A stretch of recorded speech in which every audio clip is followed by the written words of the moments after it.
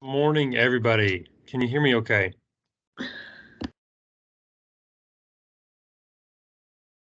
Maybe, maybe not. I can hear you, Jay. Awesome. Thank you, Leslie. And I got a thumbs up from Brandon. Appreciate that. Jason, did you raise your hand a second ago? Or were you looking for that thumbs up button? Yeah, I was looking for the thumbs up. Sorry. Gotcha. Thanks. No problem. Sybil, you've got your hand raised.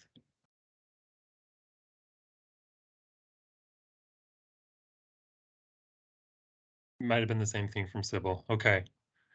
Good morning, everyone. And again, welcome. She said she was, yeah. Oh, yeah. Cool.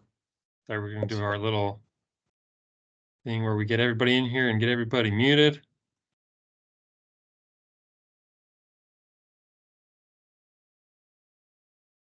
And I anticipate we'll have a few more folks who pop in as we get started. So please bear with me as I have to pause for moments to let people into the room.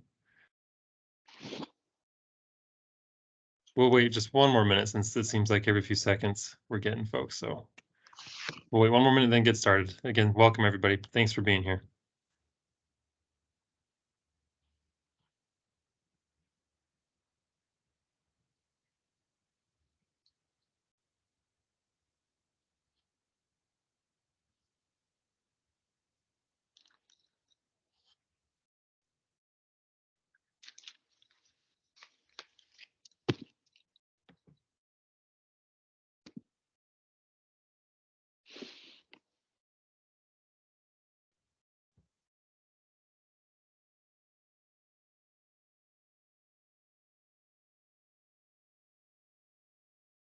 I just want to check one more time with Sybil. Miss Sybil Pruitt, hello. Do you have your hand raised? I want to make sure.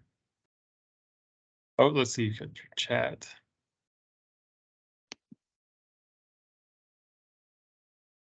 That's okay. Sybil, if you can hear me, you're welcome to type any questions or comments in the chat because I got your chat did come through.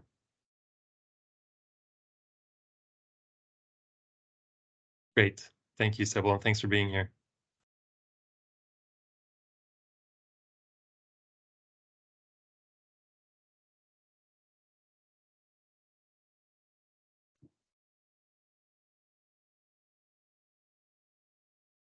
Okay, it looks like we don't have people still popping in every few seconds, so we will get started. Again, good morning and welcome, everyone. My name is Jay Baker. I am the Assistant Commissioner of Adult Education with the Department of Labor and Workforce Development.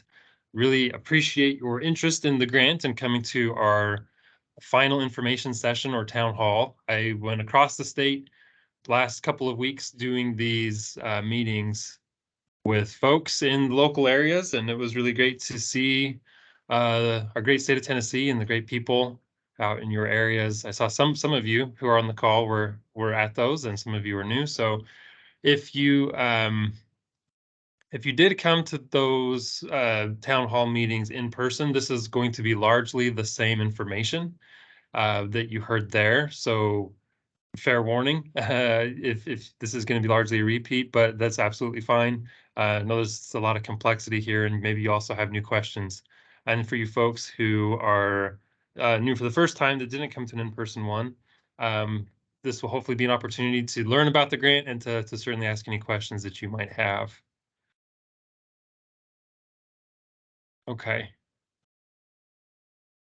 Real quick, can everybody see my screen? You should be seeing like a slide that says RFA Town Hall.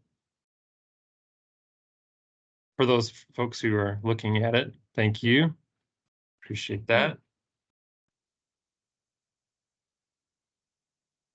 Oh, we're getting a few more folks suddenly joining really fast. So maybe what we'll do is this, before we jump into the material here, I would love to just kind of get a sense for who has joined us. There's not too many, so I don't think this should take too long. But if the folks who are on the call or on the Teams meeting, just one at a time, however that will work. If you wouldn't mind unmuting and just announce who you are and what organization you're with, that would be great. Okay, this is Brandon White. We have several people joining from NICE in Middle Tennessee. Thanks, Brandon.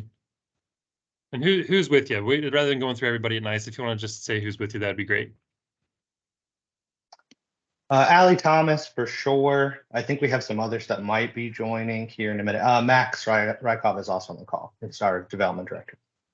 Great. Thank you, Brandon and folks from NICE. Appreciate you being here. And Sybil, I saw you in the chat. Thanks so much. We appreciate you being here. I'm also with NICE. Yeah. This is Andrew. Welcome, Andrew. Thanks. Hey, this is Alyssa Bulow and PJ Moore, also from World Relief, Memphis, Tennessee. Thank you, Alyssa. Yes. Yep. Great. Thanks, Alyssa and PJ Moore, both from World Relief. Thanks so much. Hey, good morning. I'm Dr. Erica Roberts with Purpose Life, based in Middle Tennessee. Thank you, Dr. Roberts. You said it's Purpose Life. Mm-hmm. Thank you so much. Jason Smith with TCI. Thank you, Jason. Good morning, Jay. This is Jan McKeel with Workforce Alliance in Southern Middle Tennessee. Thank you, Jan. Welcome. Patrick McElhoney, Columbia State Community College. Thank you, Patrick.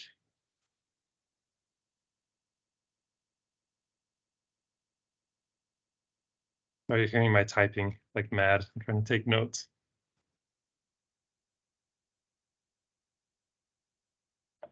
And I see Leslie in the chat. Thank you, Leslie, as well as Miss Wright and Pat Jenkins in the chat. Thank you. Yes, Mount Vernon Baptist Church, Westwood, Patrick and Laquita. Patrick and Laquita. I'm sorry, what was your organization, Laquita? Mount Vernon Baptist Church.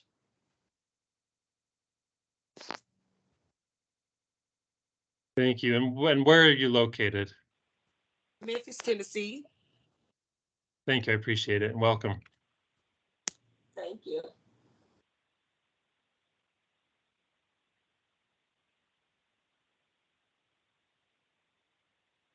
And Little Huddleston in the chat. Thank you, Linda. Appreciate you being here. Anybody else who hasn't had a chance to introduce themselves? This is Lisa Schadler with Walter State Community College. Welcome, Lisa. Thank you. This is Marcy Von Perkins with Southwest Tennessee Community College. Thank you, Marcy.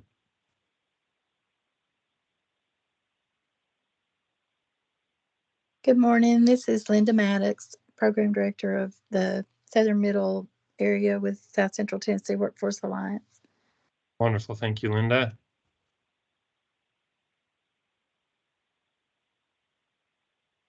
I appreciate some of you also following up in the chat. That'll help me later when we download this. Anybody else who hasn't got a chance to introduce themselves?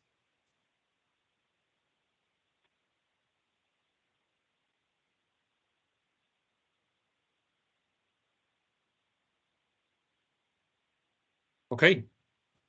We'll jump in then. Thank you again for your time, for your interest, and for those folks who joined just in the last few minutes. I'm Jay Baker with the Department of Labor.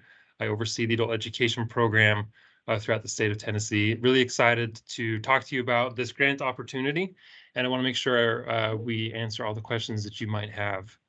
So we just got one more person, so I want to welcome her. Hi, Lisa, I think you just joined. Yeah, I switched. My computer's not working. Sorry, Lisa, if you wouldn't mind one more time introducing yourself. Yes, Lisa Shriver, Walter State Community College.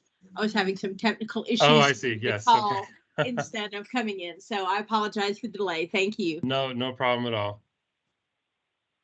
I think there was another Lisa that had emailed just a few minutes before the meeting asking about this, and it was like a different Lisa. So I don't know if she made it to the call or not. There's always more than one Lisa. And I might just be absolutely misremembering her name too. There's a lot going on in my head right now. Anyway, I think did one more person just join?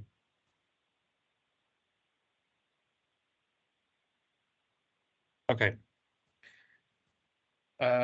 As I was saying, we want to make sure we get to any questions you might have. This meeting is being recorded, so we'll put it up on our RFA website. We also actively have our Q&A forum, which you can submit questions on our website as well, and we will post answers.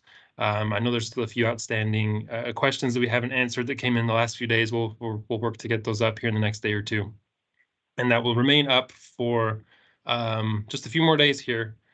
So please take advantage of that opportunity throughout this week to submit any final questions that you might have that we can answer in a public way.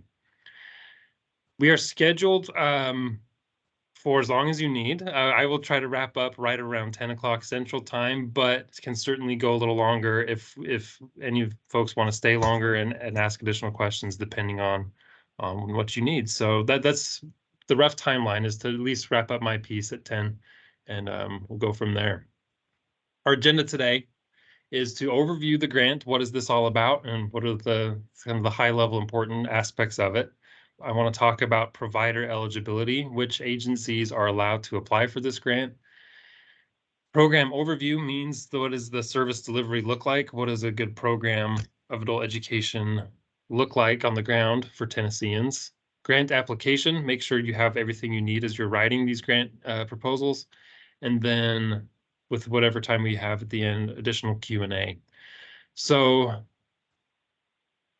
as much as is possible, I would like this to be an organic discussion. I understand that doing virtual meetings does not necessarily lend itself to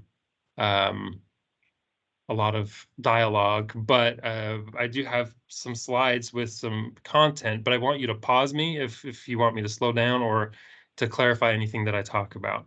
So as I go through these different aspects of the agenda, again, I'll pause frequently and ask if there are questions, but you can also please feel free to raise your hand in the chat, or just come off mute and interrupt and say, hey, I have a question on that. That won't be a problem.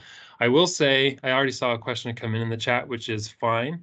But I unfortunately do not have any helpers today. My team is indisposed, so I will not be able to monitor the chat very well. So I would ask to please reserve your questions to ask verbally, or when we get to the end Q&A, and then I will be able to monitor the chat a little easier. I know that's inconvenient. One of the best parts of these Teams meetings is you can type in the chat, but again, if you type in the chat, I likely will not see it. Okay.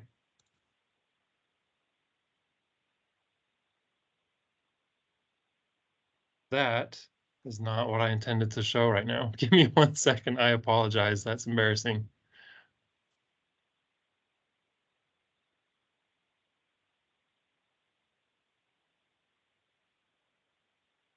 Bear with me, folks.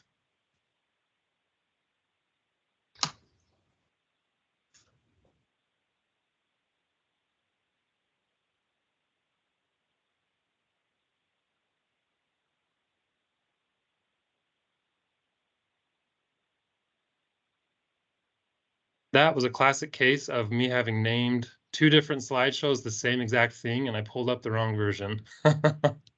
I believe this is the right one. Again, I apologize. This is what I wanted to show. Making sure you can all still see that. Can you see my screen? The map of Tennessee? Yes, we can see it. Great, thank you. So before we really jump into this, I want to give a quick background of what this grant means in terms of the impact for Tennesseans. So adult basic education, integrated English literacy, civics education, these adult education programs for the public, it is an opportunity to serve almost 500,000 Tennesseans in terms of, at least when we look at those folks who do not have a high school diploma or credential, which is a large part of the population we serve, almost 500,000 Tennesseans that are undereducated, that need our services in order to move on in their career pathways, in order to get into good post-secondary training programs, or to get a good job that requires a diploma or post-secondary. And so the need is enormous. And this is just our working age population, which is 18 to 64. And we know there's a lot of folks older than that who are in our workforce. And so It gets up over 600,000 if we include the 65 and up population. When we look at our integrated English literacy and civics education potential to serve, just the 5 counties that are most populated with our immigrant population, we're up at almost 120,000 folks who are non-native English speakers and not U.S. citizens, and these folks who are meant to have our services. So again, just masses of people who can benefit from these programs. And that has a large impact too on our economy and our workforce. This is largely why in Tennessee, this program exists in the Department of Labor and Workforce Development, because we see this as a workforce education program. So by that, I mean, it directly impacts our labor force participation rate. So labor force participation is people who are actively working or at least looking for work. So they're in the job market, at least looking for a job or have a job. So we know that participation rate correlates very strongly with education attainment.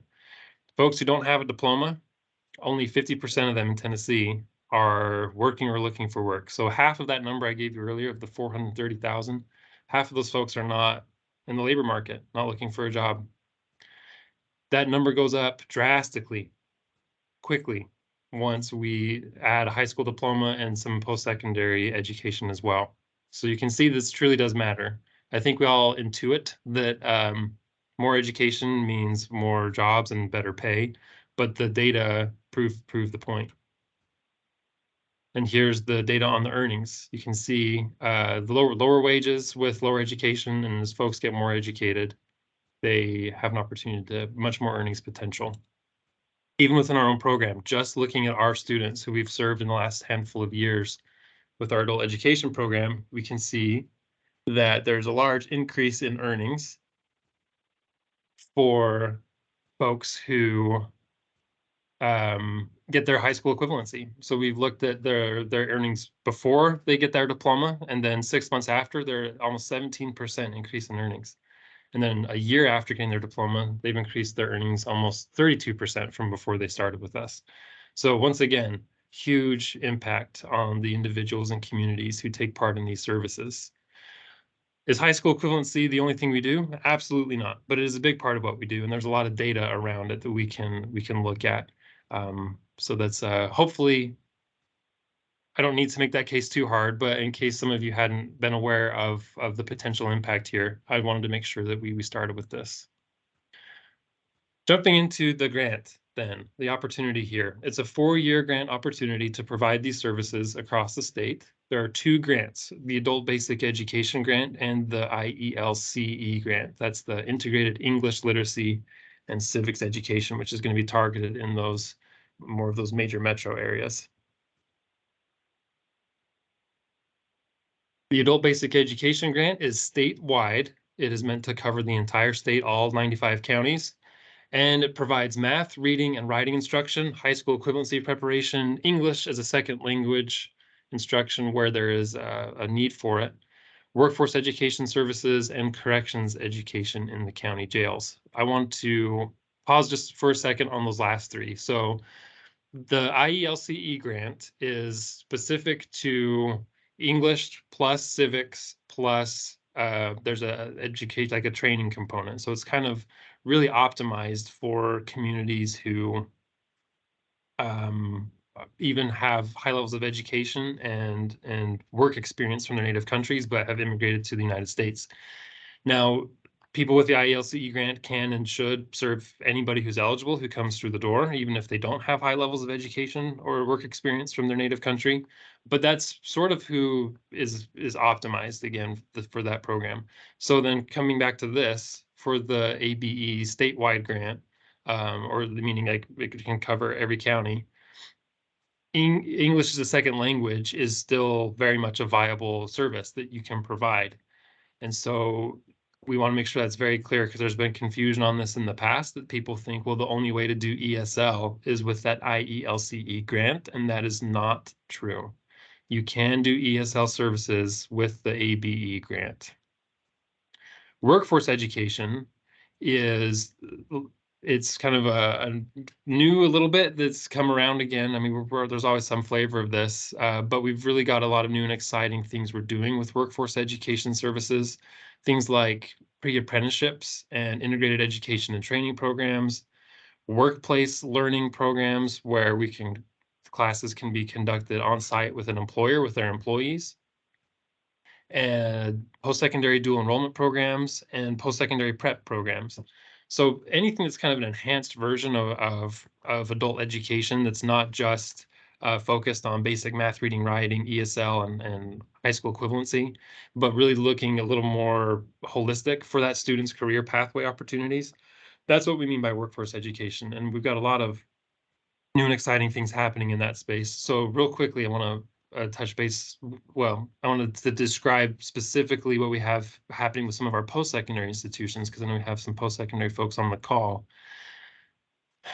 We can do with this grant things like a post-secondary prep or a college prep course. So for example, if there's an LPN program, then students want to get into nursing, but in order to get into the nursing program, they need to do the HESI test or the HESI exam. Well, you can use this grant to provide HESI prep, and we've got examples of that happening across the state right now, where the college partners with our adult education program, and there's an adult education teacher who has a class, and their class is all about HESI prep and helping those students to study for and prepare and understand the content they'll need to get a good score on the HESI. And then once they complete that class and they exit adult education, they take the HESI and they can enroll into the TCAT or community college. That's a great thing. Everybody wins, and we're seeing some neat things there. Another example, that integrated education and training programming that some of our programs are currently doing. Sticking with the nursing example, we have folks who are doing what's called dosage math, a dosage math class where current TCAT students who are in the nursing program but are struggling with some of their basic math skills, particularly around needing to pass the dosage math test in order to move on in the nursing program, because that's a hard stop if they can't pass that dosage math. So their current college students can enroll in adult education in order to take a dosage math class, a kind of a crash course, getting ready to take that dosage math exam. So they have a lot of instruction around the different concepts that are related. And then if they can go and pass that exam, then they can move on in their nursing program. And again, everybody wins. So I give those examples because they're a little bit non-traditional in terms of when people think of adult education as just the GED program or just the HiSET program or what have you. We're certainly not. And in fact, we can use these grants to serve people who already have a diploma. And that's also a very common misconception. So a lot of neat opportunities there in the workforce education services space. Corrections education, I also want to touch on. With our adult basic education grant, it is required to use part of the funds to provide corrections education in the county jails of the service area that you're awarded. So, and Sybil, I know you're on the call. This gets a little bit different when we're talking about Davidson County or Shelby County or any other county that might have its own corrections education programming that exists independent of this grant. So I'll touch base on that real quick. If again, using the Davidson County example, the Davidson County Sheriff's Office is funded through the Davidson County government to provide education services. And so in that case, if Sybil, if your team and the Davidson County Sheriff's Office wants a grant from us, you're not necessarily going to be providing services to the free world population. You would be looking to expand, I assume, the work in the county jail, and that's fantastic. That's something you are certainly welcome to apply to do. And then other folks who are in Davidson County, because Davidson County Sheriff's Office already does have an adult education program, even if they don't supplement it with our grant, they exist independent of this grant. And so we're not necessarily requiring other agencies in Davidson County to get in there and provide education services because Davidson County Sheriff's Office is already there. That being said, there are good partnerships already happening with our current Davidson County Free World provider, that's Workforce Essentials, and Sybil's team in Davidson County Sheriff's Office. And so they supplement and help provide some of the services there in the jail. So all that to say, if it's a little different for the Davidson County situation, but every other county, other than Shelby and maybe some others that have a little bit of funding for their own education programming, but by and large, most counties in Tennessee, there is no education program unless we provide it with this grant, which is why we're saying it's a requirement for those counties where it doesn't exist. So within the proposal, the budget proposal, there is an extra tab for the sole purpose of describing here's how much we think we would need additional to provide services in our county jails. I'm going to pause there because I've been talking nonstop for a little bit and I've potentially confused somebody I've been all over the place so far. So I'm going to pause and allow you guys to digest for a second and to unmute and ask any questions from what I've covered so far.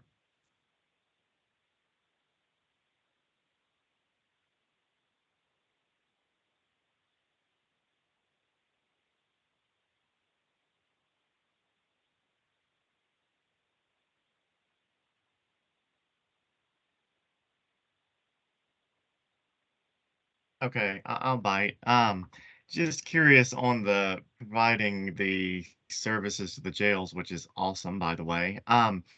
Do you foresee that being handled mainly through, I guess, memorandums of understanding or perhaps a subcontract with like a nonprofit or something? I'm not really sure how the people on the call and how they provide some of their education services, but I just kind of trying to wrap that around in my mind how this would work.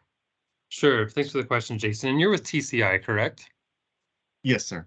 Okay. So we work very closely with Will and RK from TCI.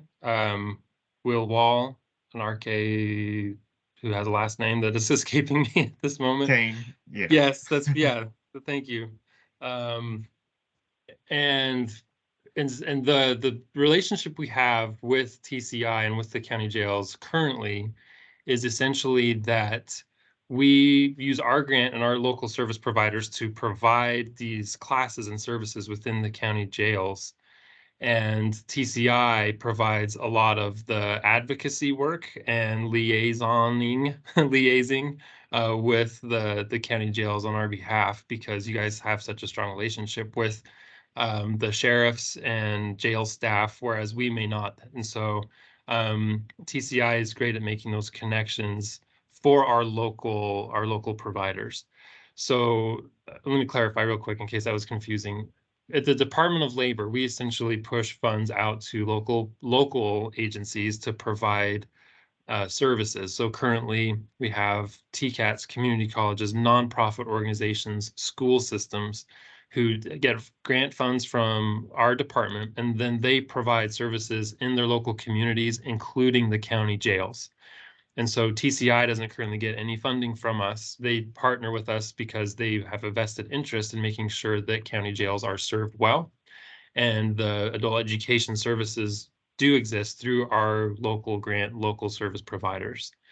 So how we would foresee this continuing, I think, is something very similar, where a local service provider who has experience doing adult education work, again, a nonprofit, a TCAT, a community college, a school system, can use these funds to expand their service delivery, including into the county jails, meaning they might hire a teacher to go and teach once a week in the jail with the help and assistance possibly from TCI, but at least needing to make sure they have relationships established with the sheriff and the jail staff, because certainly we can't go in without their permission and without their wanting us to be there.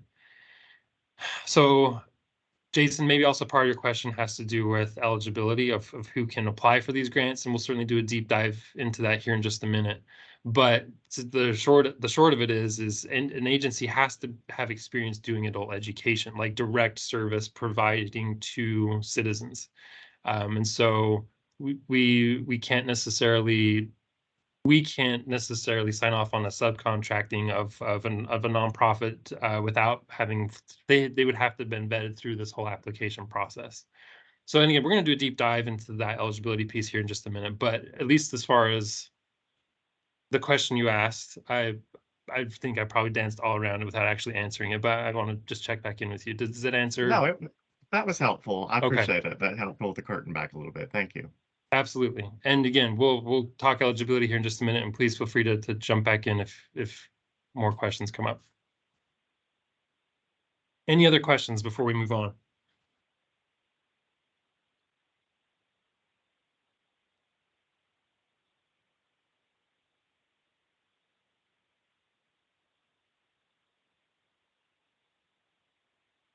Okay. So that was just the adult basic education grant that we've been talking about so far. The other one, again, is integrated English literacy and civics education. This grant will be available in 5 different counties: Shelby, Davidson, Rutherford, Hamilton, and Knox, where we need it to have 3 different components that are intertwined as a service delivery model. That's ESL instruction, civics instruction, and workforce education services, which has to include an integrated education and training option. So Davidson and Rutherford counties obviously touch each other here in Middle Tennessee. And we're not necessarily saying that has to be a different service provider for each of those counties. It could be a service provider who writes for both counties and makes a case that they can cover both, or it could be the case that since it's such a large area that multiple providers say, hey, we're going to partner together to cover some of this. So this can look a whole host of ways. So just want to put that out there to start. And also to reiterate, this grant is smaller in scope and in funds, and so that is also why we limit it to just these handfuls of counties. Are there any questions on the IELCE grant and what it's about? Jay, I have a quick question, and you may not have a answer right away for this. That may be intentional, but in the RFA you mentioned $18 million is the pot across all services. Is there a breakdown between ABE and IELCE allotments on that? That's a fair question, Brandon. And I don't have an actual exact number for you, as you alluded to intentionally. However, it is a fraction. IELCE is, so to give you the actual numbers for what the federal grant allows for. Well, I shouldn't pull this off the top of my head, but I at least know that the IELCE one is only in the range of about 700,000, 750,000. And so that's statewide. Now we supplement that with some of those adult basic education funds, but it's not like half and half, right? It's not like millions and millions for IELCE because the federal allotment is only that 700,000 figure. Again, we supplement with some state funding and some adult basic education funding. But again, it's not to the tune of multiples millions. I hope that at least kind of gives you a little bit of a sense of the scope. Yes, thank you so much. Sure, good question. Leslie, you have your hand up? Sorry, I forgot to unmute. Hey, Jay. Yeah, question I have is that, do you know if there is any talk about separating the NRS and MSG levels between IELCE and ABE? Because I know, like right now, they're all kind of in one Table 4 report, ESL, IELCE, and ABE. So when the feds pull up our MSG, it includes all 3 of those groups. Do you anticipate that changing anytime soon? I do not, from the federal perspective. We are doing a better job and plan to keep doing a better job, Leslie, here at the state to pull those out so we can look at them separately, because we know it's not apples and apples in terms of these 2 very different programs, right? ABE versus ILCE, and including the ESL part of ABE is not necessarily the same as ILCE either. And so that's something we're looking at trying to be more sophisticated about in our own data analysis, is pulling those apart so we can analyze them separately. However, when we report to the federal government, who gives us this grant and gives us our requirements for reporting, it all does get lumped together. It's just all performance lumped together. And then as far as I know, I've not heard of any plans to pull that out from the federal perspective. Okay, thanks. Sure. Thanks for the question. Alyssa, you have your hand up. Yeah, thanks, Jay. So just a question, if you could give a little bit more detail about the workforce education services, what could qualify, or like how deep of a dive that would entail? Sure. So workforce education services, again, is kind of anything that's enhanced off of just basic math, reading, writing, ESL, and high school equivalency prep. And what that looks like specifically currently is digital literacy instruction, soft skills instruction, and then career coaching as sort of a construct where we use grant funds. You can use, local providers use grant funds to hire and develop career coaches or success coaches whose job it is to talk career pathway planning with the student and career exploration and making sure they're completing their regular stuff so that they can make sure that they're actually being able to move into post-secondary training. So digital literacy, soft skills, career coaching, and then we have this whole aspect of it we call workforce development initiatives. And there are several of those. So I described like that HESI prep, so college prep. I described the dosage math, which would be considered an integrated education and training program, because they're integrated, meaning it's kind of happening at the same time and it's contextualized. So the math they're learning is directly related and tied with the technical training they're getting in their nursing instruction. So it's like on Monday night, they're doing the dosage math, and then Tuesday through Thursday, they're going to their nursing classes. Pre-apprenticeship is another one where if there's a registered apprenticeship program with an employer, these funds can be used to design like, hey, let's prepare students with some kind of basic understanding of that industry and get a little bit of that hands-on technical training that's easier to grasp. It's not the full-blown apprenticeship, as well as increasing their math and reading, writing skills that are related to that field. So that's another aspect. And then workplace learning, workplace literacy or workplace learning classes is another workforce education service where these funds can be used to set up classes on site at a workplace, and some really neat things going on here. For example, Tyson, we have several programs working with Tyson Chicken, and they have a lot of folks who don't speak English. And so we have our programs who hire teachers to go and work with their students, sometimes even at the factory. They'll have like classroom space, and part of their job, they're allowed to leave for an hour to go to English class, and the class teaches them some of the vocabulary related to their job so that they can read signage and be safer on the job. Another example is manufacturers who maybe have a lot of waste because their staff or their employees don't understand some like basic fractions. And so when they're doing the math and making the cuts of sheet metal, there's ends up being a lot of waste because they didn't cut it right. And so rather than firing those people, which nobody wants, we have the opportunity to say, hey, employer, work with us. Let us come and provide a free class for your employees so they can understand fractions better. So that's what we mean by workforce education services. It's just thinking a little bit bigger and broader and outside the box in terms of where we go and the students that we serve, as well as making sure the students that we do, like in your run-of-the-mill, come to class students, that we're looking at their bigger career options, digital literacy, soft skills, trying to get them an opportunity to do enrollment or that training component. I like to also think of it in terms of, like, we look at K-12, you think of your typical high schooler. If it's don't get me wrong, I know some of our school systems struggle, but in theory, high schoolers have opportunities to do dual enrollment and work-based learning and AP classes and all this stuff to kind of kickstart their post-secondary and career opportunities. And we're saying, hey, adult ed is no different. Let's make sure our students get these opportunities as well.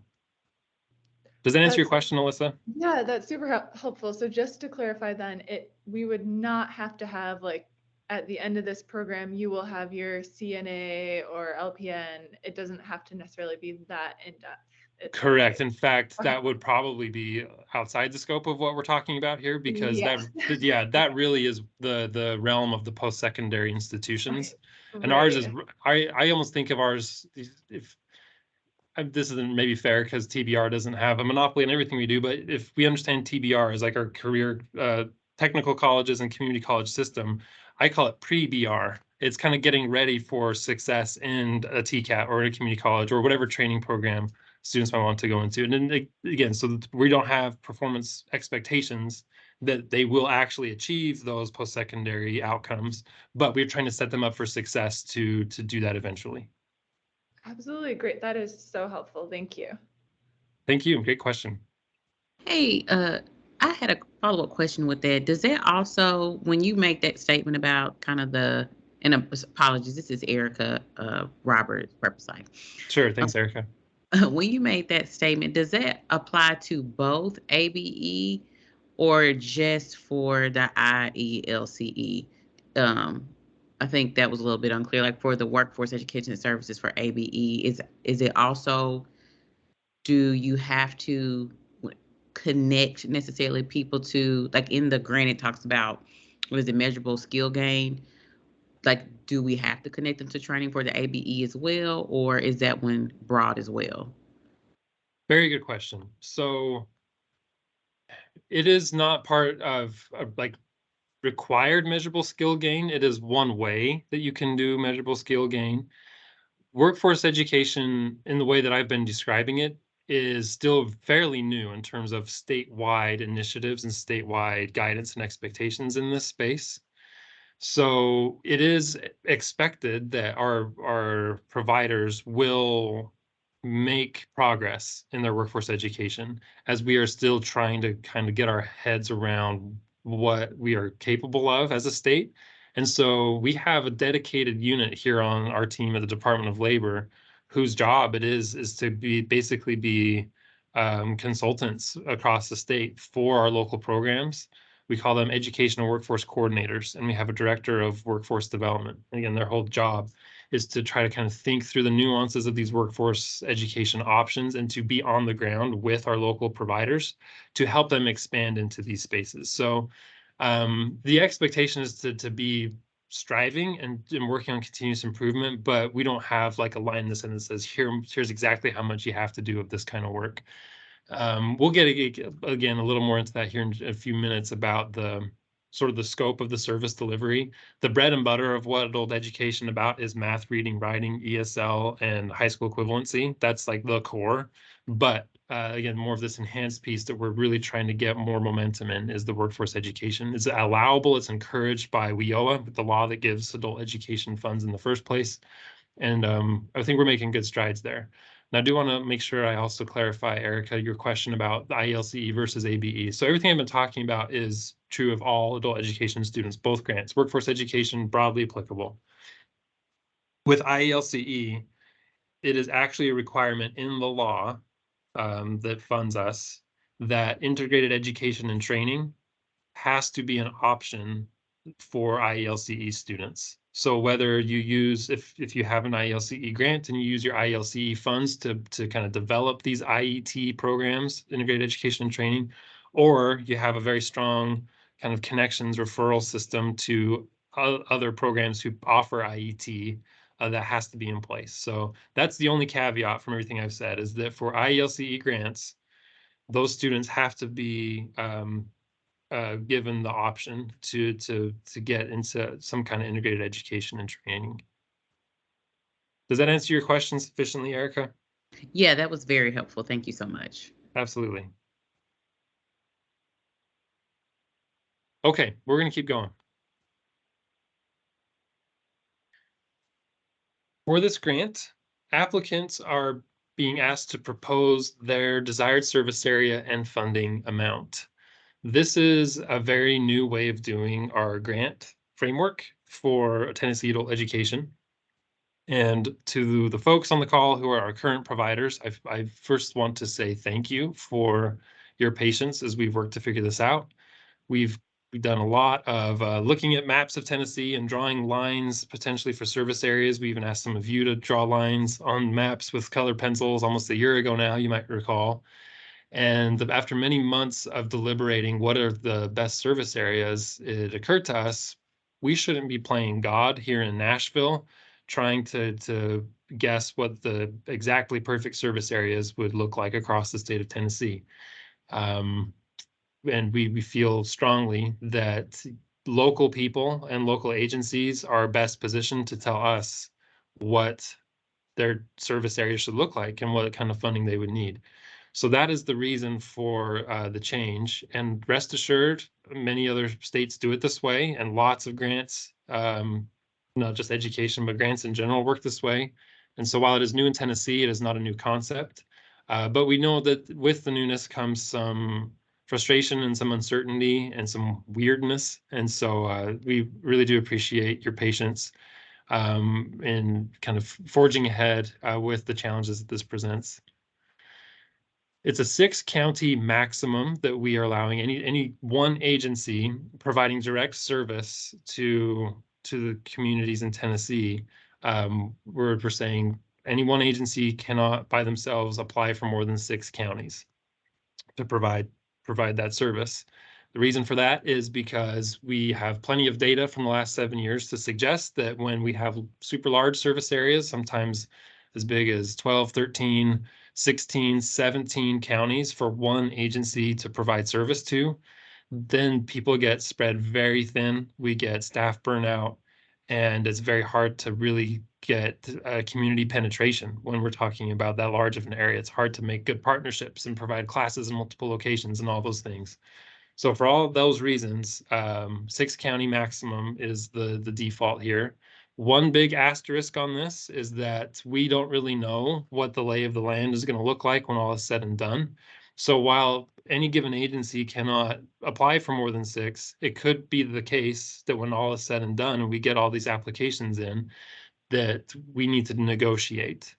And we might need to say, hey, it turns out, you know how you wanted these 4 or these 5? Well, there was nobody who took these other 2 or 3 that are right near you. And would you be interested in taking those in order to make sure there's service provided? So negotiations are going to be a really big part of this process. And so thank you in advance for your patience in that. And yeah, it's going to be a little bit tricky, but we've dedicated a couple weeks to we're going to have a lot of phone calls and do a lot of back and forth and make sure everything's squared away. Because our goal is to make sure that there is coverage across the entire state with that ABE grant in particular. One new thing this time around is that there will be no local match requirement. No local match requirement. Historically, it's a 10% local match on the grant. We are taking that off this time, but we do expect some administrative support still to be provided. What do I mean by that? We hope that and expect that just because the match isn't there, that now you won't just suddenly want to charge every little thing to the grant, nickel and dime the grant. For example, if you have space, classroom space, office space that your agency owns, you wouldn't be charging rent to the grant for space you already own. You would say, no, this is we want this grant, we want it to be successful, and so here's some office space and some classroom space. Or if you have executive staff or HR personnel or fiscal work that happens that's kind of outside the grant, but it's for the whole agency, not necessarily charge every hour of those folks' time to the grant. So I do want to say that indirect cost rates are allowable. Has to be a restricted indirect cost rate, which I believe default nationwide is 8%. We can talk more about that if you need to. So again, those indirect costs, restricted indirect costs are allowable. But again, we are taking out this match requirement with the hopes that it's a little bit of a we scratch your back and you scratch ours. We're eliminating that administrative burden, but still with the hope and expectation that agencies will still provide some donations, if you will, to the grant in terms of space or staff time or what have you. Any questions on that?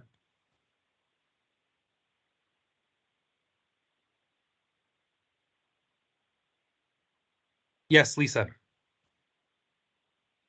Hi, thank you for taking my question. So you mentioned that we should propose our funding amount. I just wanted to clarify, is this based on potential to serve? And then, because in the notice of funding, there was also information about $1,500 per individual served. And that, when I do both of the maths, so to speak, and count with my fingers, there's a significant difference between what we anticipate for actual numbers served and the potential to serve. Can you Sure. clarify that, please? Yeah, it's a good question. So the $1,500 component that we have in the RFA is it is an expectation that is based on our data analysis of past cost ratios of cost per participant, but we expect that it's not going to come out just like that. We were trying to kind of give you a ballpark number to work with, but it's not hard and fast. So, for example, we have some agencies who their cost per participant is like $900 or $1,000 or $1,100. Very few actually even go over $1,500 cost per participant. And we want to keep that cost low if we can, because it means we're being efficient with those funds and not throwing a lot of money at a program that serves very, very few students, right? And so we want to watch that cost ratio. Of course, we don't want to lose sight of quality. Quality is also critical. And then to your question about the potential to serve, this is where it gets a little tricky. But again, our analysis suggests that historically, any given county only serves roughly 2% at best. In recent years, 2% of its potential to serve. So if there are 1,000 people in a county, 2% of that is 20, right? Which is hardly any. And we would love to see, I hope my math wasn't crazy off on that. Point being, we only scratched the surface, unfortunately. I mean, we have 500,000 people across the entire state, and we serve between 10 and 15,000 of that 500,000 on any given year. So we need to expand, we need to do more, we need to serve more, but at the end of the day, we are also limited on our funds across the state. And so that's part of sort of the calculus here. And so to follow up, Jay, yeah. You would recommend that we base our budget or proposed budget on serving 2% of the potential to serve and keeping it at around the $1,500 maximum guideline as we develop our budget and move forward? Another good question, Lisa, and one that I am hesitant to answer because as I started going down that very line of thinking months ago as we were putting this together, it quickly occurred to me, this is me just telling you what to propose, and I don't want to do that. So that would be, I guess you could call a rule of thumb in a very, very general sense is what you just described, but I'm certainly not advocating for that being the best way or only way to do it. Thank you for that. That's fine. Yeah. I understand, and thank you for not constricting us with, exact percentages, but I do want to make sure that as a new potential grantee that we're within the scope of appropriateness. Yes, and I appreciate you asking that, Lisa, because I think there's other new folks who have that same question in terms of scope. Again, like this is not a huge grant. It's as Brandon said earlier, we're looking at like a grand total of 18 million across all of these programs and grants, and that includes some extra state funds and corrections education funds. So that does start to get spread a little bit thin when we're talking about 20 plus agencies and across 95 counties, and some of them are major metro areas that are going to need more, that kind of thing, right? And so as you're thinking about the scope of your ask for your budget, we want you to be realistic, but optimistic is the term I've been using. Be realistic, but optimistic. And so as you hear me say that 2% figure, if you think, you know what, if we have some thoughts and strategies around how we can do better and do more penetration within our community, and we think we could serve 2.5% or 3%, it's okay. It's okay to be optimistic and to to ask for the funds that you think you would need to make that happen. Because at the end of the day, our goal is for more students to be serve more students and get more outcomes for those students. And so we understand it takes money to do that. But again, recognizing we can't, if you ask for $3 million or $5 million and you don't have a very large potential to serve, that is not gonna that's not gonna happen. So I say all that to say, let me come back to my next bullet. Negotiations will be critical here. Negotiations to adjust service areas and funds. So back to this funding issue, being realistic but optimistic. Then you send in your proposal and we see your dollar amount.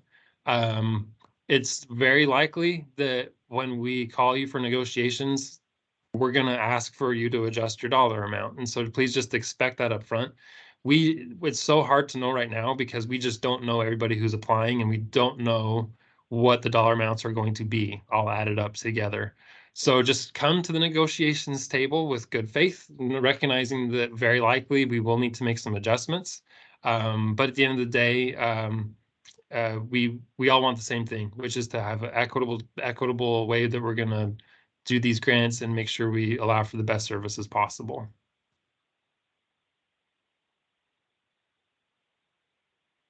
Okay. Timeline. We are smack in the middle of this timeline. Q&A is still available, as I said earlier, just a few more days through this week, and then we'll close that down so y'all can focus on writing the grants. But we will make sure we get the final answers posted. Let's see, application deadline, that's the big one, this third bullet here. April 6th, that's the big date, April 6th. So keep that on front of your minds. The application review and scoring and then negotiations will happen towards the end of May and end of April and first part of May. And then we will announce the final awards no later than May the 12th. Questions on the timeline?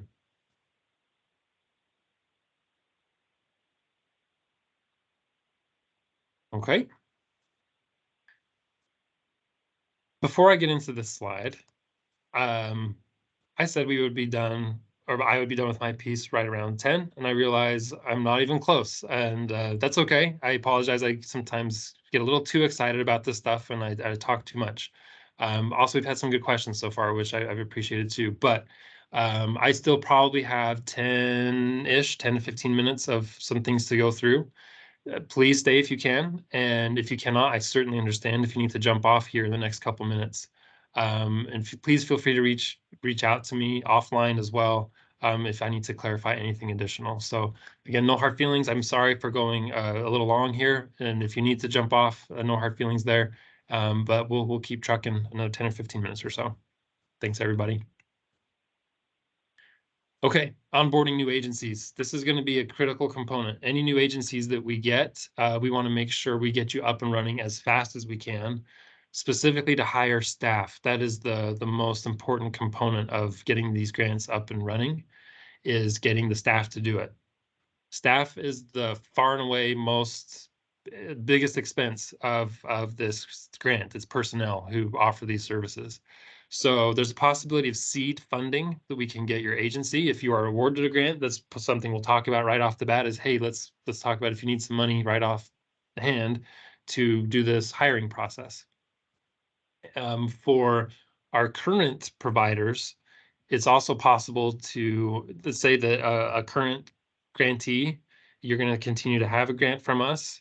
Maybe your service area looks a little different though, and you need a little bit of extra funds in order to start making some of those adjustments, or in order to even possibly to extend some of the employees' terms of employment because of transitioning them to a new agency. That all that kind of gets a little tricky, and it takes a few weeks to sort of sort itself out.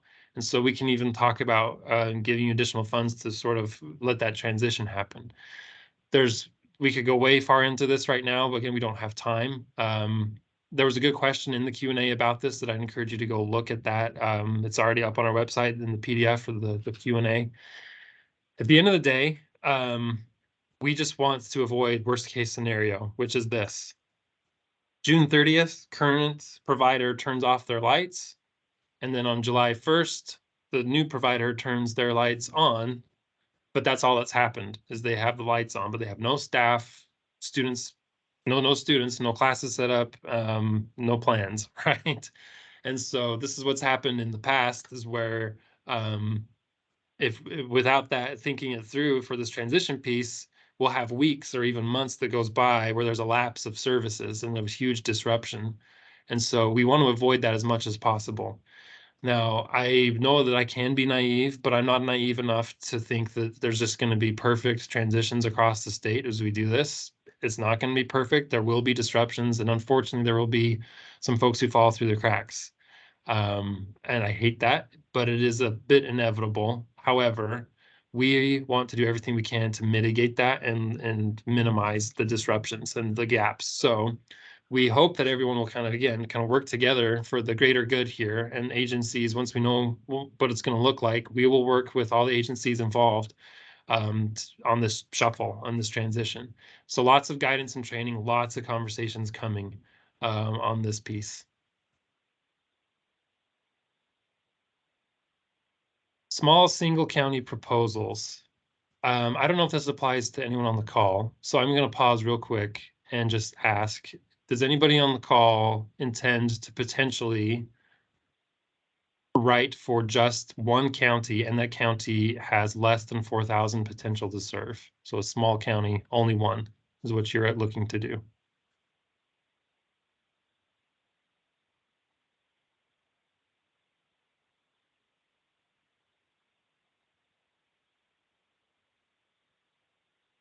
Okay, we are not going to pause there then. In terms of logistics for this grant, it is a yearly contract with the Department of Labor where we obligate your base funding. So as we award grants this first year, that establishes your base funding amount, which will largely stay the same every year, barring some unforeseen changes, which sometimes usually any changes is good because it's additional funds from like the federal government. But we can't predict that up front. So kind of plan on that base funding each year. So it is a 4-year cycle, a 4-year grant, but you're not getting 4 years of funding up front or anything like that. What it is, it's an annual contract and it's a reimbursement type of system. So grantees submit monthly expenditure reports and invoices to our department. So you send us the paperwork for here's what we spent all of our money on this month. We then process that paperwork and then we issue like a reimbursement payment. So it's this monthly reimbursement process. To facilitate that, we have a fiscal system called Smart Simple, which is new for our program in the last few months, and we're working out the kinks really quickly. And I think it's becoming more smart and more simple every day.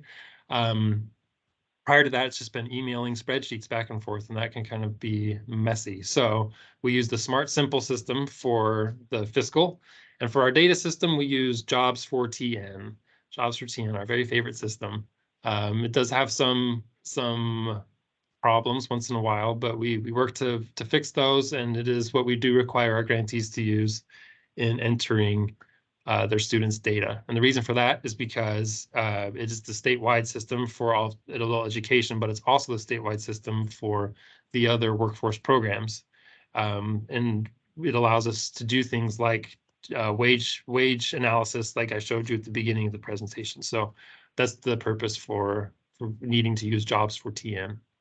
We will make sure, as part of onboarding new agencies, that training will be coming and fast for both these systems to get staff up and running.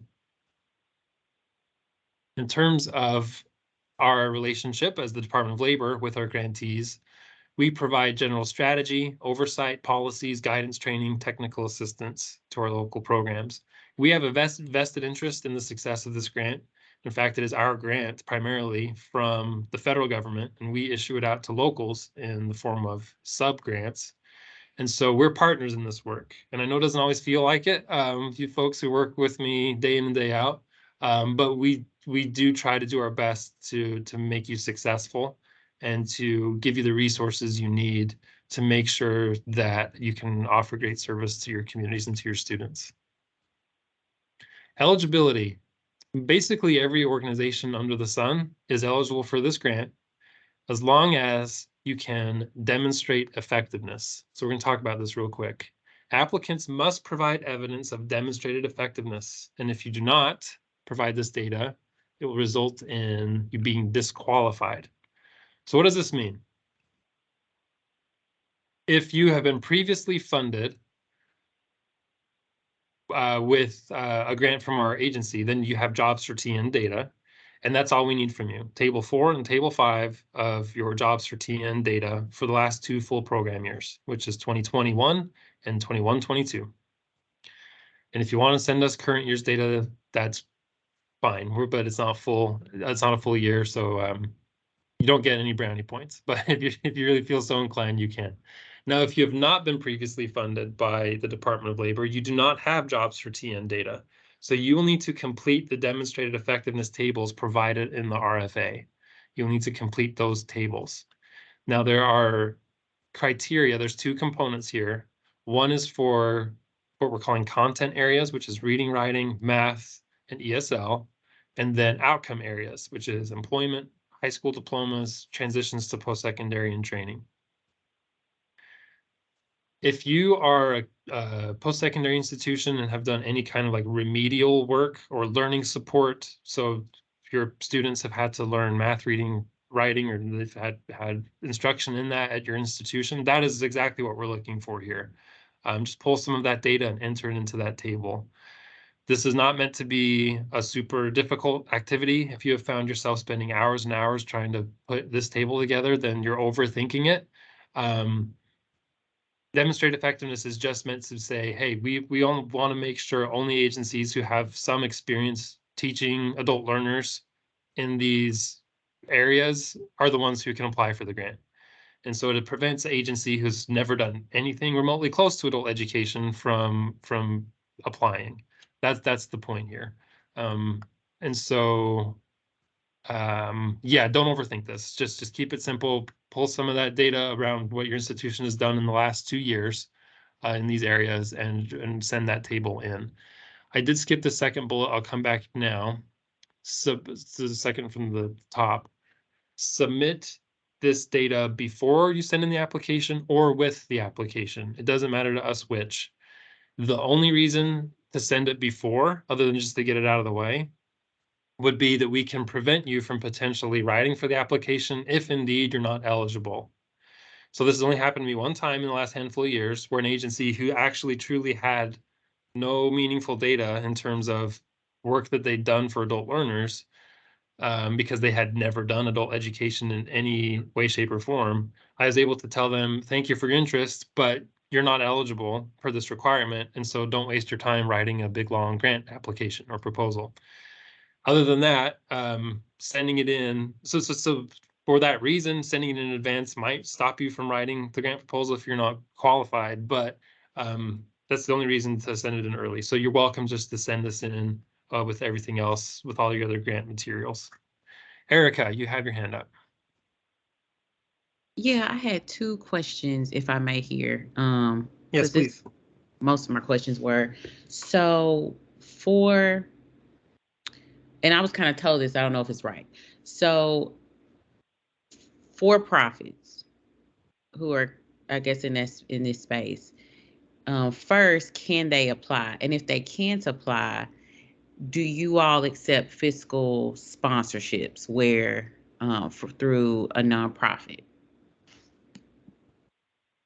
You can apply, is the short answer. For-profit institutions can apply for the grant.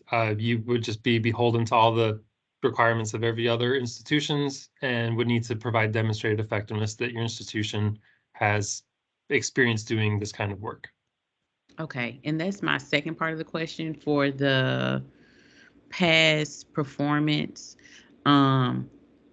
Is it strictly organizational data, or can it be, for example, like one thing we were looking at is like some of the for like our company, for example, leadership and people who would be directly overseeing this possibility if we pursue it have certain credentials that are like pro literacy trained, things like that. So there's been some past performance more so from a, I guess, individual standpoint, but they would directly oversee this grant, would that count at all, or is it strictly organizational data, past performance? That is a really good question. I'm writing this down. And I've asked because I've applied for something similar that was adult education, and like I have credentials, for example, where I'm ESL trained, pro literacy trained, and ARC trained, and so and that accounted for it. It was a completely different thing. This was like a federal thing, but I didn't Sure. know the same for the state for Tennessee. Yeah. So I will want to double check this, but I'm quite sure that the answer is it's considered a provider, an eligible provider, which is an organization. I mean, actually, I might even have the language on this, but I probably don't. Yeah. Well, I can leave this up on the screen. So the law that gives us these funds and that determines the eligibility of providers, it does say eligible providers are an organization who can demonstrate effectiveness among this list. And then it also, yeah, and they've got for-profit on here. They don't say for-profit explicitly, but they say, here's the list, but it is not limited to.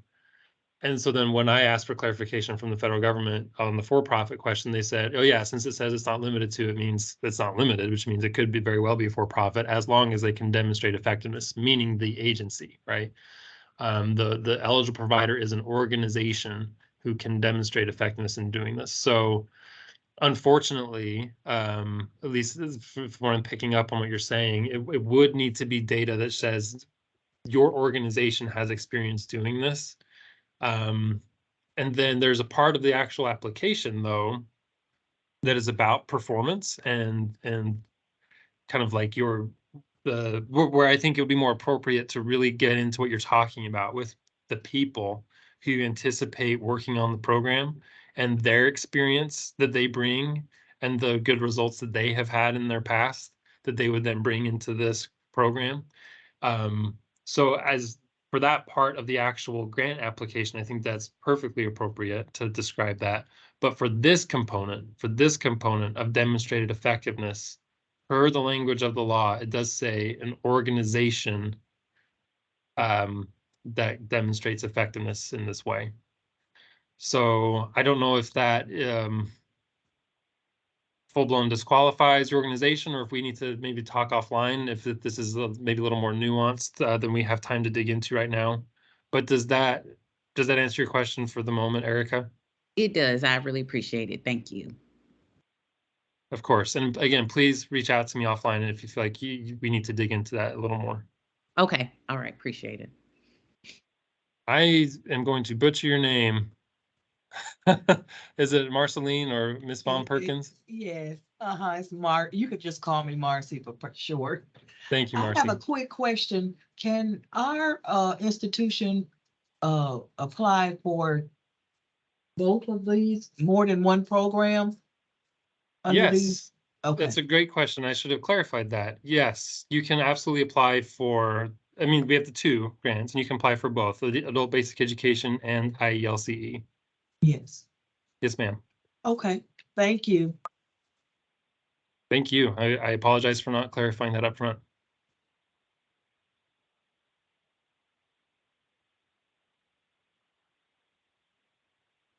Okay, we're gonna keep on going here, just about to the end.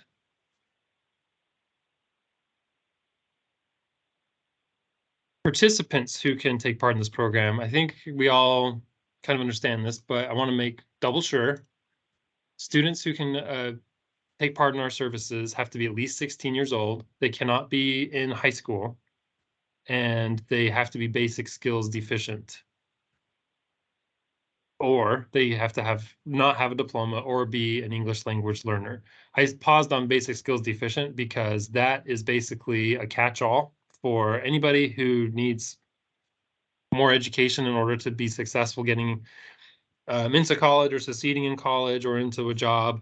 If they come to us and say, look, I need help with my math, reading, writing, English language, etc., they are basic skills deficient just by saying so.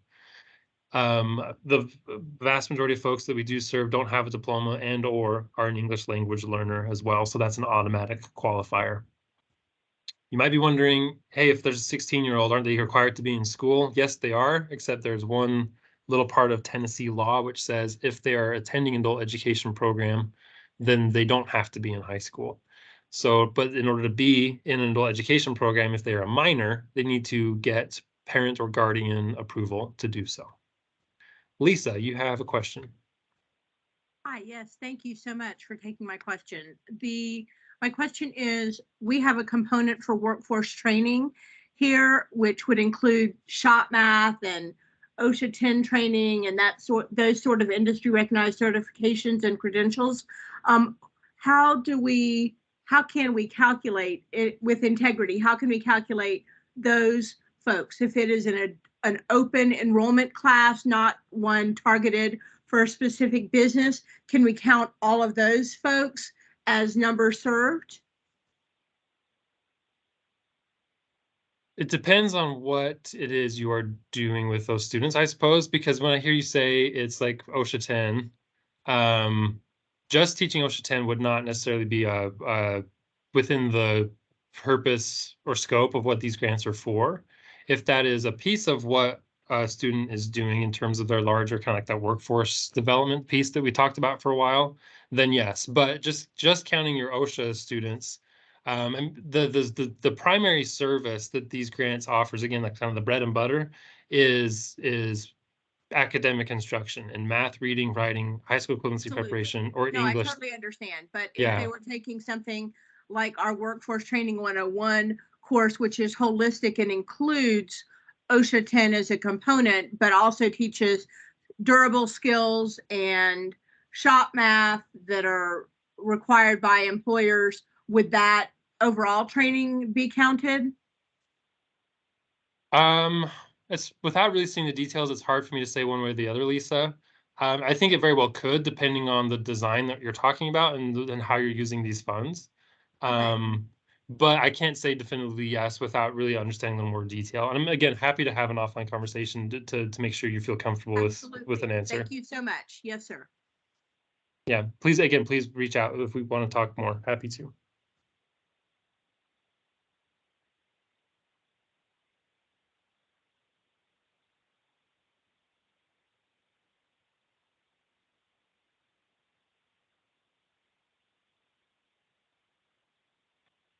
Okay, so kind of then getting into what do the grants do, which we've been talking about all along. The gist of it here is you develop and provide a program to serve as many students as possible with the best possible outcomes in those areas of the math, reading, writing, English language, etc. And then workforce development, corrections, all the things we've been talking about, right? So trying to expand those programs, serve more students, get more outcomes. We think of this in 5 domains in terms of a program design. So you have program administration, make sure you have sufficient staff, and you have fiscal processes and data processes, all the things that happen behind the scenes just to administer a program. Structure, outreach, and intake, meaning are you ensuring that the program actually exists in good facilities and good locations and at times of day that are good for students? Outreach, are you getting the word out about your program in the community? And you can use resources of this grant to help you do that with the advertising. Intake, once a student actually walks in the door, what's their experience like? Are they getting signed up for class? Do they understand their expectations? Are they taking their pre-tests? All that kind of stuff. Then there's actually getting them to class and curriculum and instruction, which is the teaching and learning that happens with our teachers and students. And that's the meat and potatoes of it all, making sure that they're getting good learning outcomes. Then we have workforce development, corrections, education, which we've talked quite a bit about. So that's how we think about our program design in these 5 domains. My team is structured in this way so that we can give guidance and technical assistance in each of these areas. And I even bring that up just to kind of say that it can seem unwieldy because we can serve so many students for so many things. And so as we try to give guidance and as our locals try to design good programs, thinking of it a little compartmentalized, I think makes it a little more manageable. Performance expectations, we have 2 primary key indicators: student enrollment, measurable skill gains. Serve more students, get more outcomes. So there's a few ways to get these measurable skill gains. The primary way that our programs do these is through pre and post testing on TABE or CASAS assessments. So when a student comes into the program, they're given a pre-test on one of these assessments. Typically, it's TABE for English speakers and CASAS for ESL. They take a pre-test and they get a score on their math or reading or listening. And then after a period of time of getting instruction for several weeks or months or whatever the case is, then the student can take a post test and see if they have shown significant learning gain in math or reading or listening. And if they get a significant score increase from their pre-test to their post-test, then they get a measurable skill gain.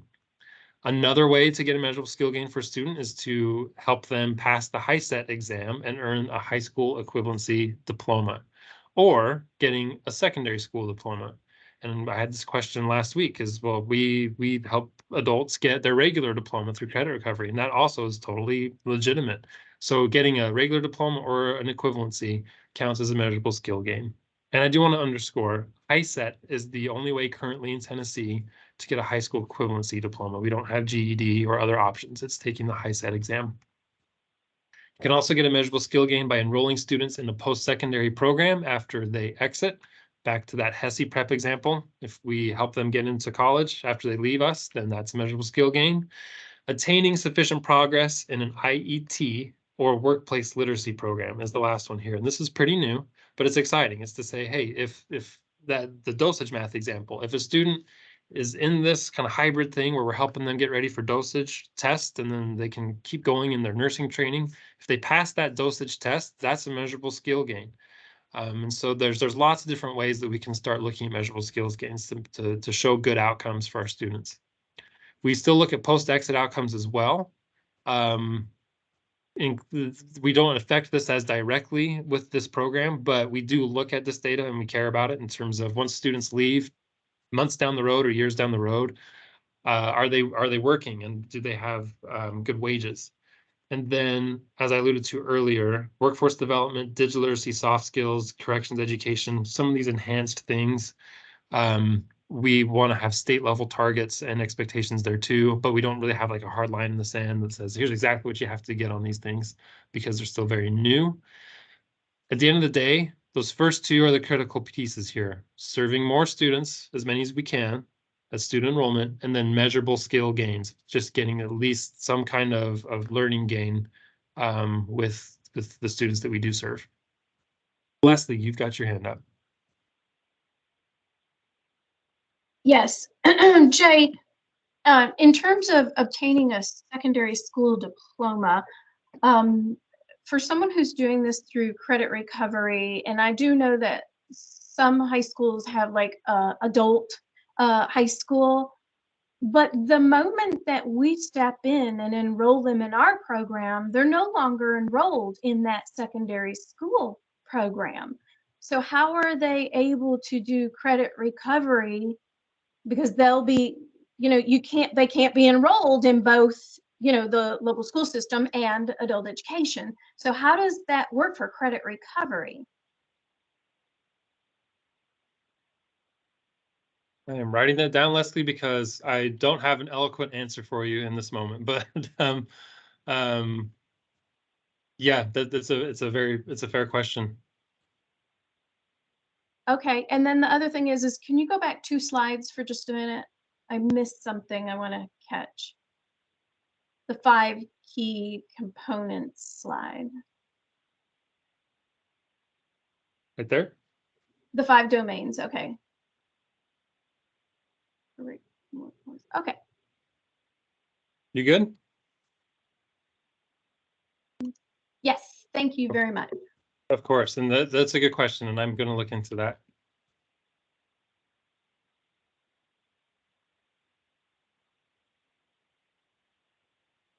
Okay, we are coming up on the end here. As you are working on your grant applications, if you have not already looked at this part, please look at the required information and 13 considerations. I believe it's section 8 of the RFA document.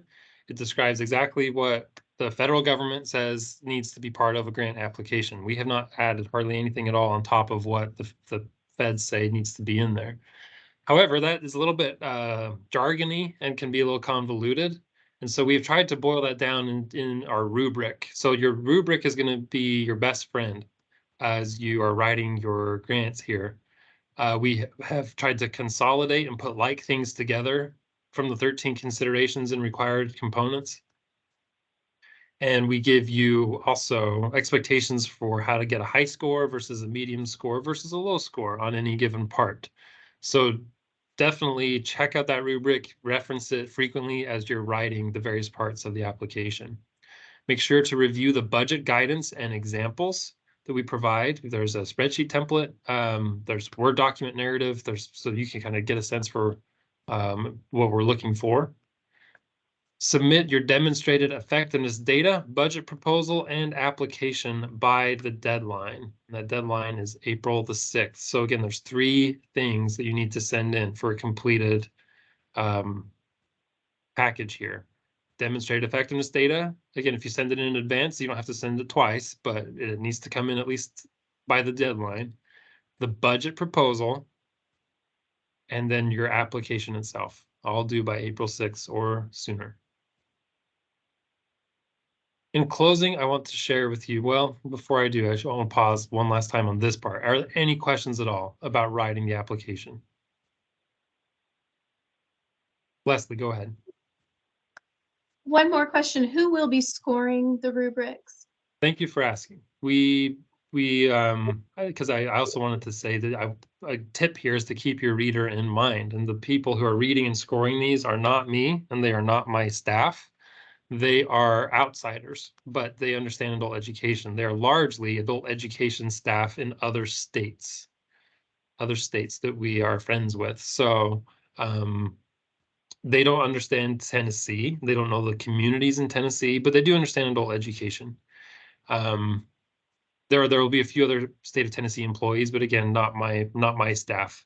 So as you are writing these applications, don't write a dissertation by any stretch, but please do what you can to be specific about the services that you have done and what you think you can continue to do and do more of with this grant, and describe the community that you're serving in and how you can specifically help the people in your community with this grant. Because again, if it's super generic and it looks like everybody else's, then that doesn't stand out for a reader, especially since they don't really know Tennessee adult education. They don't know Tennessee or Tennessee's communities. So be specific where you can without writing a dissertation. PJ, you got your hand up. Yes, can you hear me okay? Yes. Great. I have a question actually on the last slide, the previous slide. Sure. Sorry to go back here. No problem. I'm wondering, so we have a language center where we do ESL services. We're interested. We also have an in-house employment program for immigrants and refugees. Curious in the IELCE grant as a first-time applicant. I'm curious more about post-exit outcomes. You said student enrollment and MSG is that's kind of the main priority there in terms of program outputs and outcomes. But post-exit outcome seems like a pretty big, given some of the data that we would be asked to track there. Can you just elaborate a little bit more on that and on the IELCE grant and what that would mean for us as an ESL provider? Yeah, absolutely. So I gloss over post-exit outcomes a little bit because, again, it's not something at least the ones that we track are not some things that we affect directly a lot. The post-exit outcomes that we track are related to employment, like 6 months after a person leaves the program. Do they have a job? 6 months after they leave you're not really touching them because it's been 6 months since you last touched them, right? Yeah. But it is something that we track. And then same thing, like it's like 12 months after, and their wages, like what is the wages of these folks at these kind of periods long after they've left the program. So these are meant to be a little more longitudinal and macro in their design. And so when we aggregate all of the post-exit outcomes across the state, and we report that to the federal government so they can see what does the kind of the longitudinal effects of the program in Tennessee look like. And so since it's a little harder to directly impact that from like any given local program's perspective, don't get me wrong, like everybody in aggregate does impact it, but we're not going to be as much there's not as much guidance and technical assistance we can give in this space, other than just like, hey, let's make sure we're doing this workforce development enhanced stuff, trying to get people on good career pathways. And then at the end of the day, the data will be what it will be. But if this is also part of your question, is like, how do we track that? And this, especially if you're ESL, this is maybe the crux of your question, which is we track it through social security numbers or pseudo identification numbers. Largely it's through socials though, because that's how they're, unless they have given their pseudo ID to employers, which I don't think that even works, to be honest.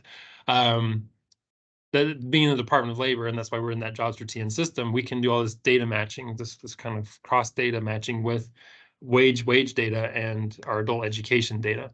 And again, that's largely through social security numbers. And so if you have students who don't have those, that gets a little tricky. And we do have other ways to do it through survey. Very poor response rates is a rule when we look at survey, as you can imagine, when you're trying to call people a year later. Right. And people have different phone numbers sometimes the day after they leave the program. So yeah, all that to say, we know it's not perfect, but we do track those how we can, and we try to give options for our locals to track those as possible. Okay, so it sounds like there's a bit of a through the partnership, we're pursuing those outcomes and that data together with your support. Am I hearing you correctly in that?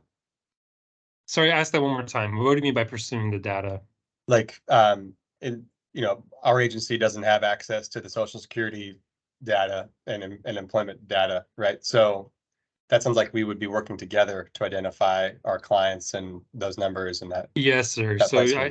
Yeah, that's a yes. And to clarify, assuming your students do provide like a social or other identifier, then that goes into our system. And yes, through this partnership that you have with our department via these grants and via you entering that information into the system, it's kind of like magic that I don't really understand because I'm not a data guy, but it happens behind the scenes where our data team here at the Department of Labor, they run their macros and algorithms that pull all of the wage data, and then it kind of does this automatic cross matching with students as long as it can identify them from our tables and then the wages tables and that kind of thing. So by virtue of entering the data, all of those outcomes will be reported automatically. Okay, that's all. Thank you. You're welcome. It's a good question.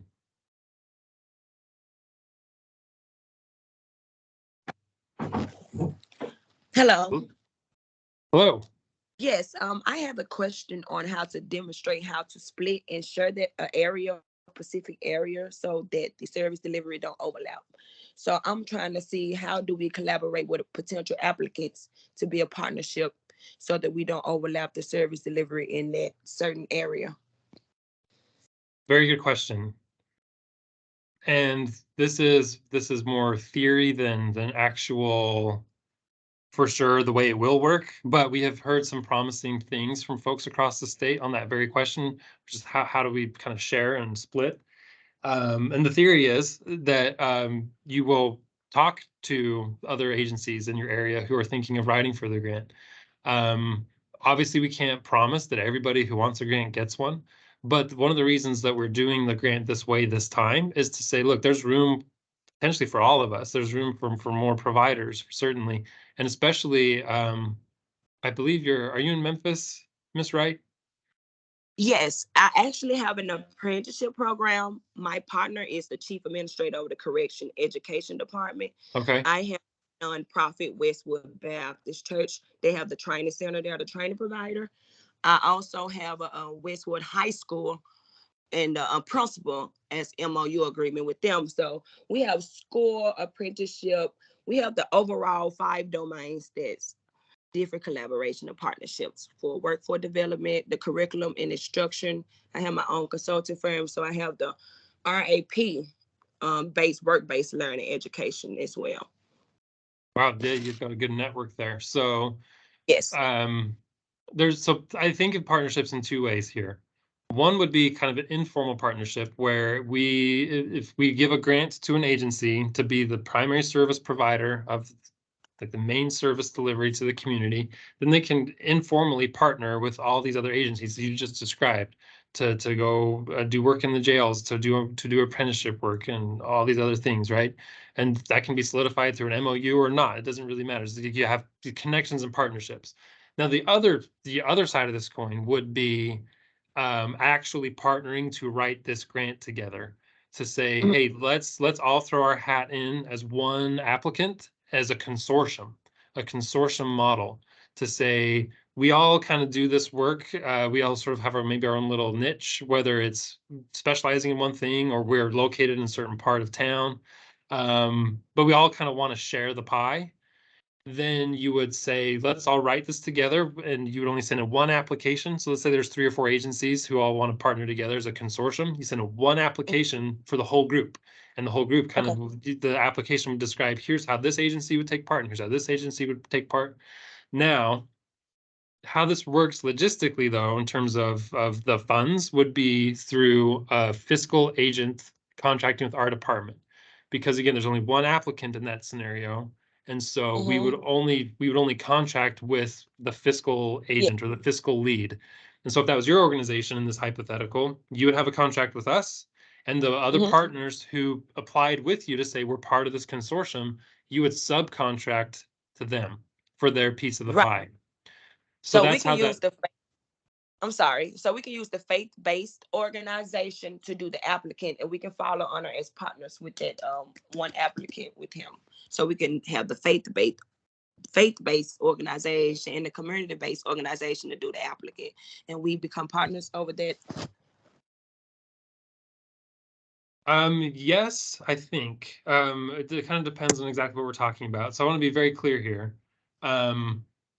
We can only contract the funds. The funds can only contract. So this includes subcontracts. The funds can only go to agencies who have gone through this application process with our department. And so if months down the road, you find another agency out there who you didn't think of originally, like, oh, I'm going to subcontract with them. You cannot do that. The funds can only go to agencies who were part of this initial application process, because they have to be vetted through this process. That's federal regulation. So just keep that in mind. Again, you can do informal things where you're have referrals to other programs, or they refer folks to you, or you do other kinds of collaborative work to help the larger workforce and education ecosystem in your community. But in terms of actual dollars to agencies, that can only happen if they were part of this initial application process. Yes, sir. Thank you. You're welcome. Leslie, I believe you had your hand up again. Just a quick question in terms of data matching. Is the state going to continue to data match for post-secondary education? Because currently, you know, we're kind of having to put in acceptance letters, enrollment letters from post-secondary institutions. But I mean, we all know that we can't get one of those for every student who goes into post-secondary education, and oftentimes they don't go to college until 2 or 3 years after they have earned their HSC through our program. How is that data tracked? Sure. I'll try to keep this simple, because it is not. The short answer is we are trying to get more sophisticated at how we do this. We still, and you're kind of asking 2 questions in one here. In order to count that measurable skill gain for students who exit adult ed and then enter into post-secondary, that actually has to happen within that same program year. It has to happen within the same program year, which is July through June. And so if a student is in your program in May and then they leave and then they enroll in college in the fall, that actually doesn't count for that purpose. However, we still will track post-secondary outcomes through those post-exits. And I didn't touch on this with PJ's question. I mostly talked about employment, but there is a post-secondary credential component to that post-exit piece too, which again, to your point, Leslie, if down the road after they leave, months after they leave, I don't think we go into years. I believe it's like within the following year. So it could be months and months after they leave. Then we do have data matching through what's called the P20 database, which is a statewide database used in state government for K-12 and post-secondary and labor, in order to do that data matching and cross-matching of data. Now, that is a work in progress when I say we're trying to get more sophisticated on this. And the reason we can't do that for the measurable skill gain piece, you're saying, well, why do we need to upload like an enrollment letter? It's because the way that P20 database works is our TBR colleges don't actually put information in there for students until a trimester has gone by. And you want credit, and we want to give you credit for a student who just enrolls. If they actually complete a trimester, that's not on us, that's not on you, that's on the college. And so it's a little tricky there when they don't upload that data until months have gone by, right? And we want to give you guys the credit at the front end when they actually enroll. So there's a lot of complexity here. Again, the short answer is we're trying to get more sophisticated on it, and we'll keep giving more guidance as we get better at it. Thanks. Yeah, another reason I was wondering this is because once you put that into the data system, it moves their MSG or their MSG from completion of an HSE over to another column. And so it does affect our data. So I'm wondering if we should even continue to do that.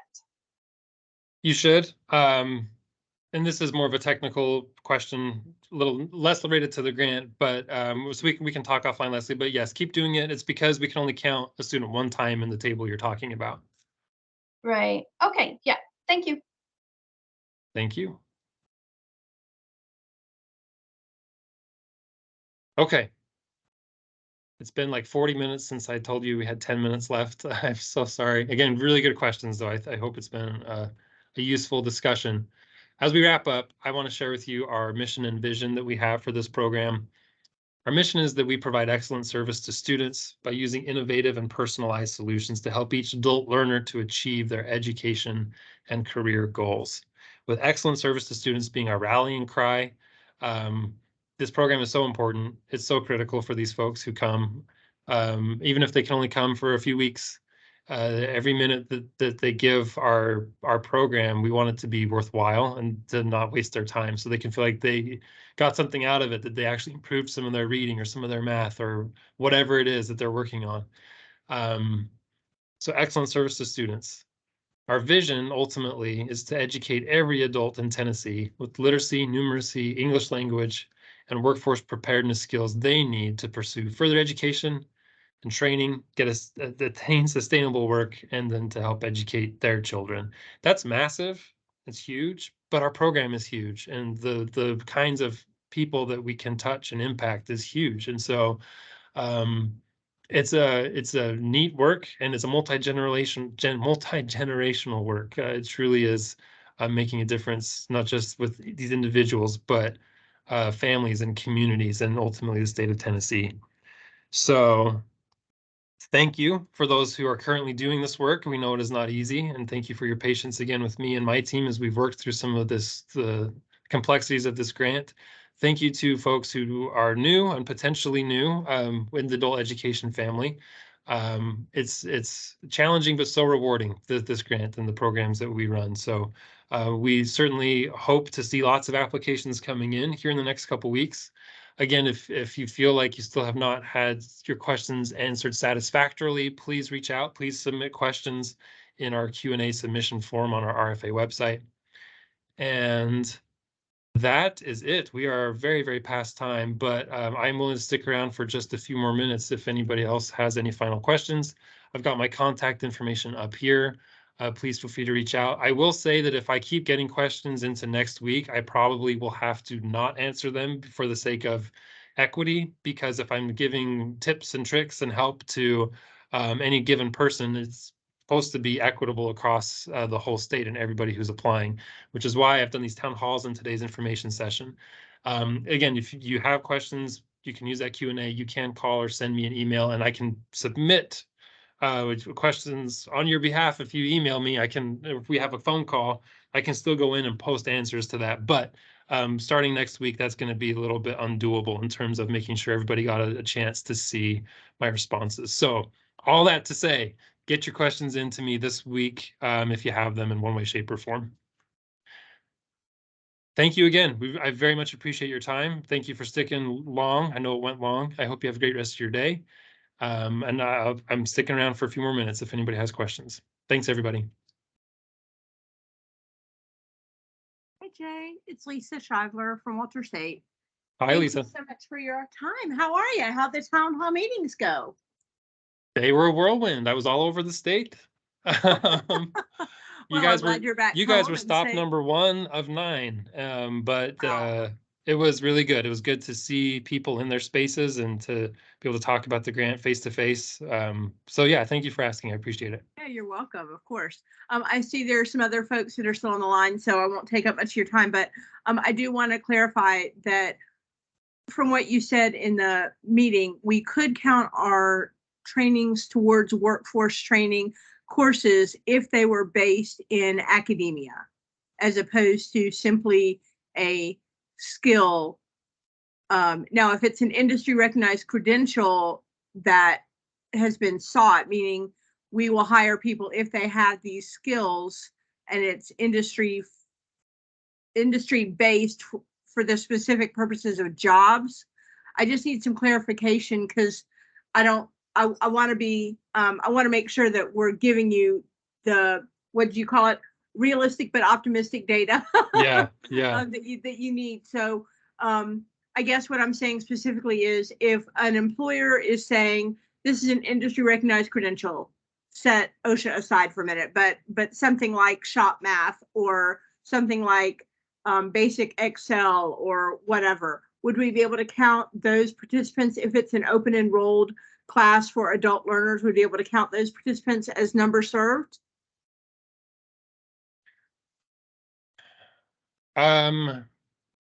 Yes, if it is considered an integrated education and training program. So in the RFA, we describe the laundry list of activities and services that can be provided with the grant. Right. And so just technical training in and of itself is not, it is not, right? Because there's colleges and other training providers that do technical training. However, one of the things that is an allowable service is integrated education and training. So what I mean by that is if there is that academic component, like they're learning some math or reading or English language that is then contextualized to whatever technical skill they're learning, then that is how that's integrated, if that makes sense. So if shop math would directly relate to the hiring process for a welder or PLC or something like that, that would definitely serve as a conduit for them to be able to be workforce eligible or workforce ready. yes, and in fact, shop math by itself might, I mean, if it's teaching them math in the context of shop skills, then that's, I mean, yes, because at the end of the day, they're learning math, which is 100% curriculum that is what we do with this program, but right? I'm going back to the dosage math that you mentioned. So I see that if we have those technical programs, I just want to make sure that what we're doing is contextualized. So what you're saying is if we can provide an academic component and it's contextualized rather than just simply being a standalone technical skill, then it would likely qualify. Yes. Okay. That's all. That answers my question beautifully. Thank you so much. Thank you, Lisa. I appreciate you. Yes, sir. Goodbye. Bye. Take care.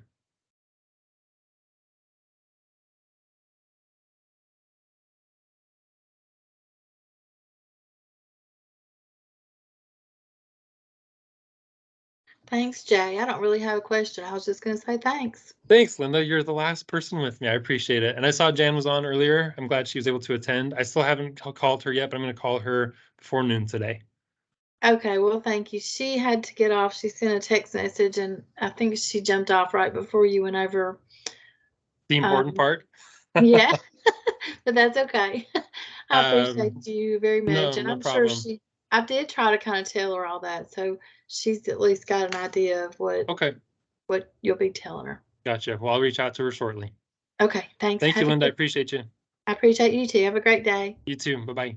Bye-bye.